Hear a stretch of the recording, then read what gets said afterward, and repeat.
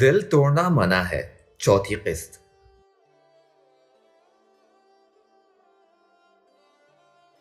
مگر وہ ایسا ہی تھا، سب سے الگ، سب سے منفرد۔ شاید ہی دنیا میں کوئی دوسرا ہوتا جو اس کے جیسا ہوتا۔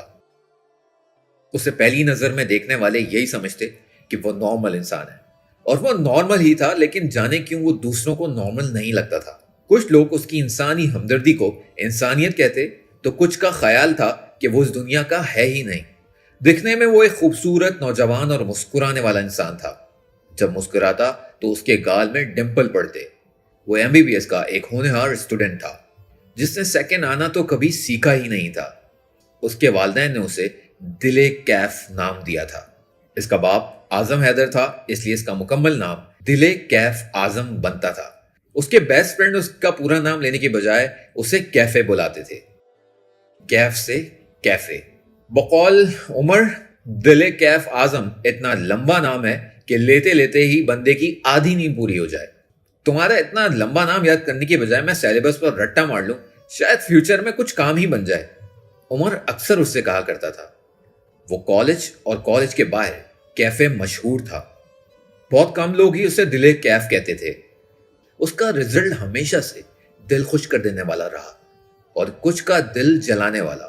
وہ ماں باپ کا اکلوتا تھا، مگر اس کے بارے میں یہ بات نہیں کہی جا سکتی تھی کہ والدین کے لاڈ نے اور بے تحاشا محبت نے اسے بگاڑ دیا۔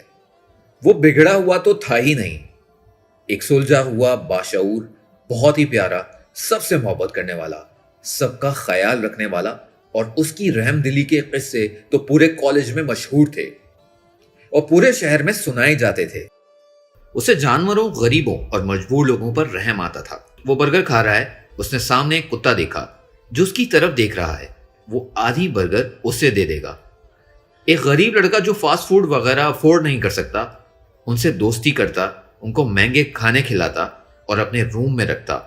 وہ چلتا ہوا سڑک پر جا رہا ہے، راستے میں ہر طرف کیڑے مکوڑے نظر آئیں، تم ان کو کچل کر نہیں جاتا، بلکہ اپنے پیر کے پنجے سے تھوڑا تھوڑا راستہ بناتا ہوا بنا کسی کیڑے کی جان لیے آگے بڑھتا۔ وہ جا رہا ہے، اس نے ایک بلی دیکھی جو مزے سے ڈسٹ بن کے پاس پڑی ہڈیاں کھا رہی ہے۔ وہ اس کے پاس سے نہیں گزرتا کہ اس کے ڈر سے کہیں وہ بھاگ نہ جائے۔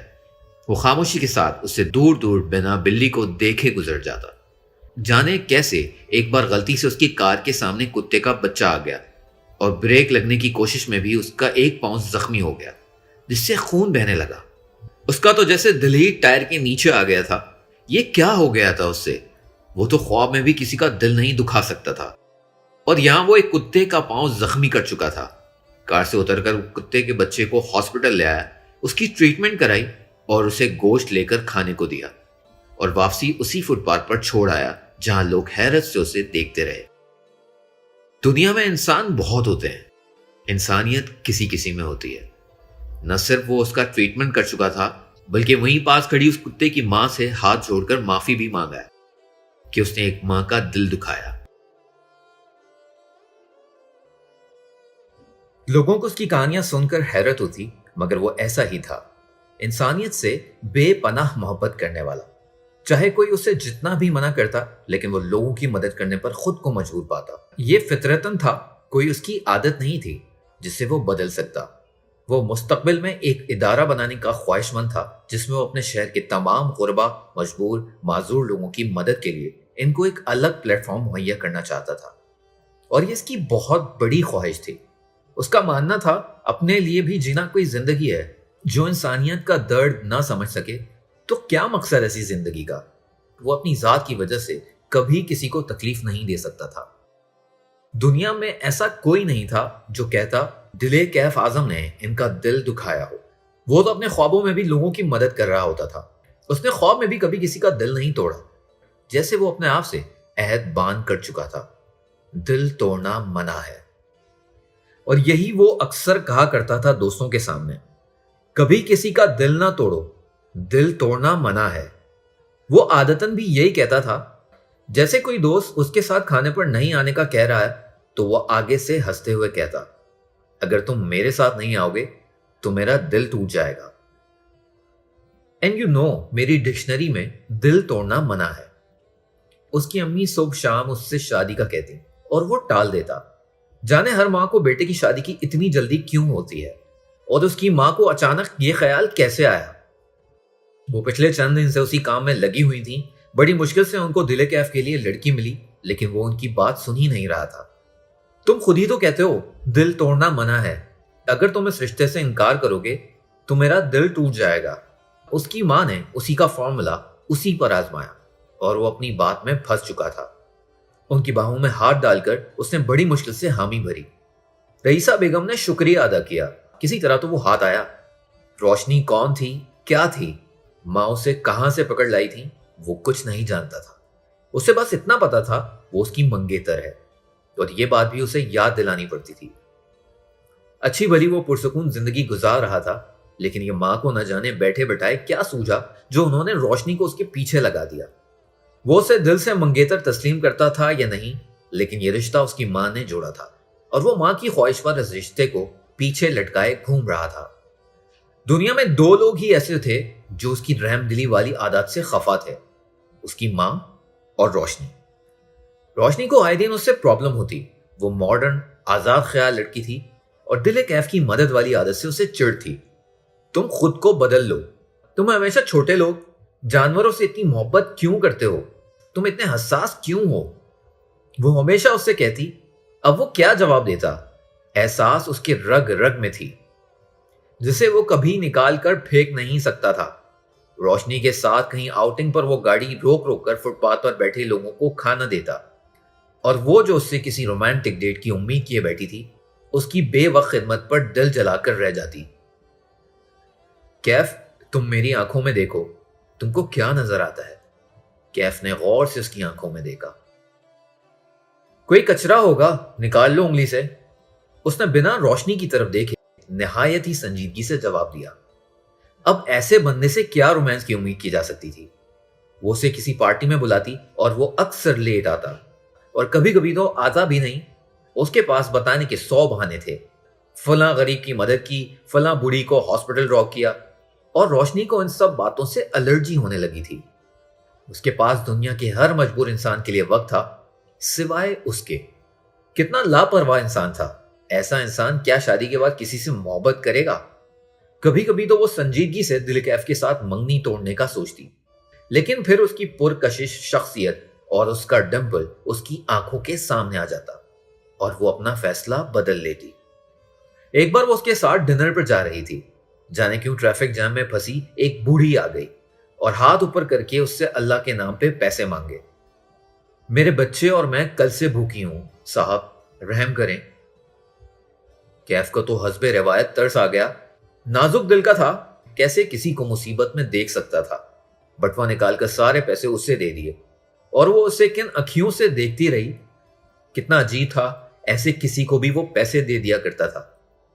ہر کسی کو نہیں، لیکن کسی کسی کی آنکھیں سچ بولتی ہیں۔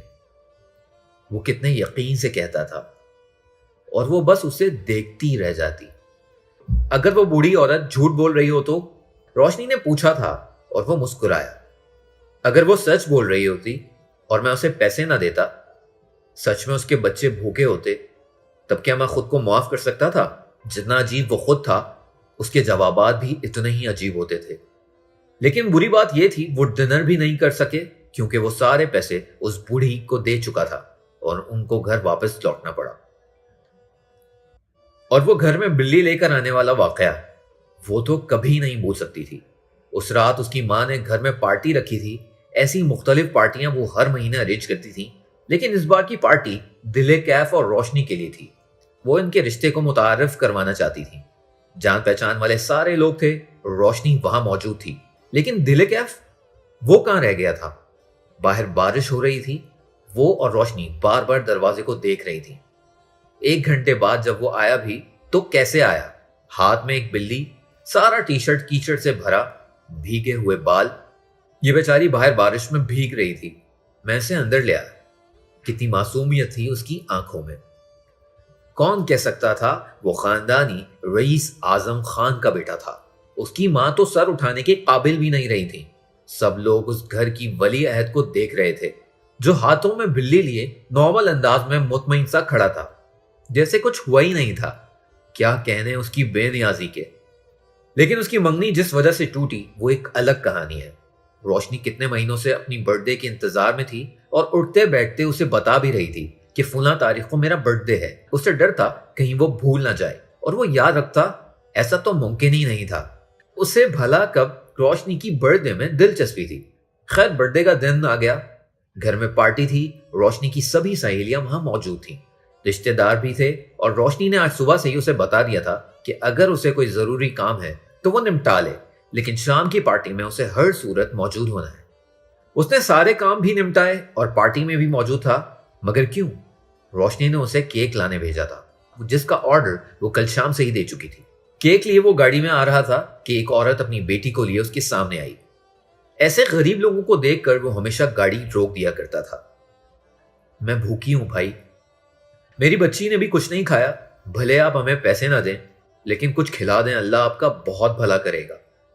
اس عورت کی باتوں میں اتنی سچائی تھی کہ اسے خود بھی یقین نہیں آیا۔ وہ برتھ ڈے کیک ان کو دے رہا تھا۔ یہ سب اتنی جلدی ہوا، اسے کچھ سوچنے کا موقع ہی نہیں ملا، اور جو اس کے ذہن میں آیا اس نے وہ کر دیا۔ روشنی کو وہ منا لے گا، اس سے کہہ دے گا کہ ہم کیک کل کاٹیں گے، یا آج وہ اس کی تمام دوستوں کو ڈنر پر باہر لے جائے گا، وغیرہ وغیرہ۔ جھوٹ وہ بول نہیں سکتا تھا، لیکن روشنی نے یہ بات سنتے ہی منگنی کی انگوٹھی نکال کر اس کے منہ پر ماری۔ شٹ اپ کیف، آئندہ کبھی مجھے اپنی شکل نہ دکھانا، پاگل انسان۔ یہ وہ آخری لفظ تھے جو اس نے روشنی کی زبان سے سنے۔ وہ ایک شریف انسان تھا، اس نے پلٹ کر روشنی کو جواب بھی نہیں دیا، نہ ہی غصہ کیا۔ غصہ تو وہ ویسے بھی کب کرتا تھا، نہ اسے اس منگنی کے ہونے کی خوشی تھی اور نہ ٹوٹنے کا غم۔ اگلی صبح ایک بار پھر وہ کباڑ اکٹھے کرتے بچوں میں برگر بانٹ رہا تھا۔ تم نے منگنی توڑ دی؟ رات کے کھانے پر رئیسہ بیگم نے غصے سے اسے دیکھا۔ میں نے نہیں، اس نے توڑ دی۔ وہ بڑے مطمئن انداز میں کھیر کھا رہا تھا۔ دادی بھی وہیں تھی۔ تم نے اس کی برتھ ڈے کیک ایک بوڑھی عورت کو دے دیا۔ رئیسہ بیگم کا غصہ اس کا اطمینان دیکھ کر مزید تیز ہو گیا۔ وہ بوڑھی نہیں تھی اور اسے بھوک لگی تھی، میں نے کیک اسے دے دیا، اب اس میں منگنی توڑنے والی کیا بات تھی؟ وہ چمچ منہ میں رکھتے ہوئے مظلوم سی شکل بنا کر بولا۔ دادی نے قہقہا لگا کر اسے ستائشی نظروں سے دیکھا۔ رئیسہ بہت سنجیدہ تھی اور اس کی اس عادت سے بہت پریشان بھی۔ اگر ایسے ہی کرتے رہو گے تو کوئی شادی نہیں کرے گا تم سے، اکیلے رہ جاؤ گے۔ وہ ٹشو سے ہاتھ صاف کر رہا تھا۔ دنیا میں کوئی تو ایسی لڑکی ہوگی جو میرے جیسا سوچتی ہوگی۔ رئیسہ بیگم نے آنکھیں نکال کر اسے دیکھا، جیسے کہہ رہی تھی دنیا میں ایسی کوئی لڑکی نہیں ہے۔ وہ جو سب سے محبت کرتا تھا، اپنی ناراض ماں کو منانا بھی جانتا تھا۔ ایک بار باہوں میں ہاتھ ڈالو، ماں راضی۔ اور ویسے بھی رئیسہ بیگم کتنی دیر تک ناراض رہ سکتی تھی اپنے اس لاڈلے سے؟ غلط کہتی ہیں تمہاری ماں، اکیلے وہ رہ جاتے ہیں جن کے دل میں انسانیت اور محبت نہیں ہوتی۔ رات کو دادی نے اس سے کہا تھا، اس نے عقیدت سے دادی کو گلے لگایا، ایک وہی اسے سمجھتی تھی۔ گھر میں نوکروں کے ساتھ اس کا سلوک گھر کے فرد جیسا تھا۔ وہ ان کے ساتھ بیٹھ کر کھانا کھاتا اور تنخواہ کے علاوہ مختلف ضروریات کے لیے ان کو الگ سے پیسے بھی دیتا۔ ڈانٹتا تو دور، اس نے کبھی کسی نوکر پر حکم بھی نہیں چلایا۔ رئیسہ بیگم نوکر کو نوکر ہی سمجھتی تھی، ان کو کبھی انسان نہیں سمجھا۔ گھر کے سارے نوکر اس سے محبت کرتے تھے اور دل سے اس کی عزت بھی کرتے تھے۔ ایسا ہی تو تھا وہ اپنی ماں کی جان تھا۔ ہر اولاد کو معلوم ہے کہ والدین اس سے بے انتہا محبت کرتے ہیں، مگر اسے جانے ایسا کیوں لگتا تھا کہ وہ اپنے والدین خصوصاً ماں سے بہت زیادہ محبت کرتا ہے۔ اتنی محبت تو وہ بھی ان سے نہیں کرتی ہوں گی۔ 7 سال کی عمر سے قبل اس کا باپ ہارٹ اٹیک کی وجہ سے ان سے بچھڑ گیا۔ وہ ان کے زیادہ قریب نہیں تھا، لیکن اسے بہت محبت کرتا تھا۔ وہ ایک اچھے باپ اور ایک اچھے شوہر تھے۔ انہوں نے کبھی اس کی ماں کی کسی بات پر اعتراض نہیں کیا۔ اس کی دولت کبھی بھی اس کے نرم دلی کو توڑ نہ سکی۔ عموماً امیر یا خوبصورت لوگوں کے بارے میں یہ سنا یا سوچا جاتا ہے کہ وہ مذہب اور خدا سے دور ہوتے ہیں، بہت مغرور ہوتے ہیں، مگر وہ یہاں بھی سب کی سوچ کو چیلنج کر رہا تھا۔ نہ صرف وہ باقاعدہ نماز ادا کرتا، بلکہ روزانہ صبح قرآن پاک کی تلاوت بھی کرتا۔ یہ عادت اسکول لائف میں اس کی بنی تھی۔ اس کی ماں نماز نہیں پڑھتی تھی اور نہ ہی مذہب میں کوئی خاص دلچسپی رکھتی تھی۔ اس کے بہت سے دوست تھے، ہر طرح کے، مگر خدا اس کا سب سے بہترین دوست تھا۔ اس کا ماننا تھا خدا اور انسان کے درمیان کوئی پردہ نہیں ہوتا.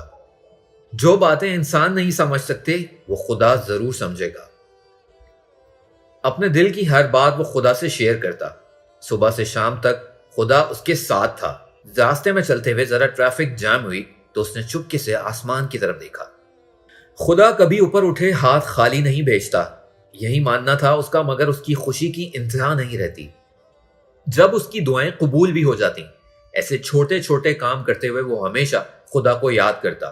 اس کے پینسل کی نب ٹوٹ گئی، ہاتھ اٹھا کر دعا مانگا. گاڑی کا ٹائر پنکچر ہوا، وہ اوپر دیکھتا. کچھ بھول جاتا، خدا کو یاد کرتا.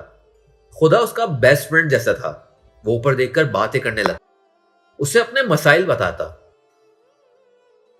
کبھی کبھی ناراض بھی ہو جاتا، شکوے شکایتیں بھی کرنے لگتا.